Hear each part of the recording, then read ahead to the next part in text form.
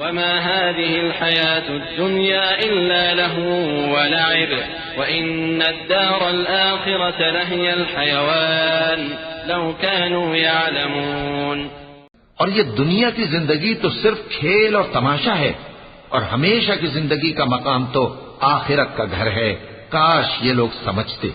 فإذا ركبوا في الفلك دعوا الله مخلصين له الدين فلما نجاهم إلى البر إذا هم يشركون ليكفروا بما آتيناهم وليتمتعوا فسوف يعلمون أولم يروا أنا جعلنا حرما آمنا ويتخطف الناس من حولهم أفبالباطل يؤمنون وبنعمة الله يكفرون ومن أظلم ممن افترى على الله كذبا أو كذب بالحق لما جاءه أليس في جهنم مثوى للكافرين والذين جاهدوا فينا لنهدينهم سبلنا وإن الله لمع المحسنين۔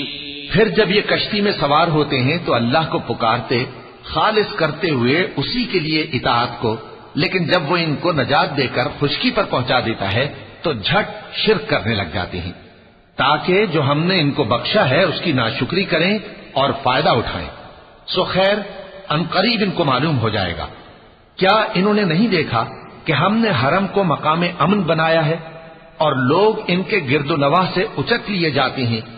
کیا یہ لوگ باطل پر اعتقاد رکھتے ہیں اور اللہ کی نعمتوں کی ناشکری کرتے ہیں؟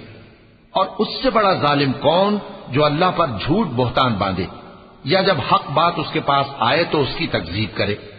کیا کافروں کا ٹھکانہ جہنم میں نہیں ہے؟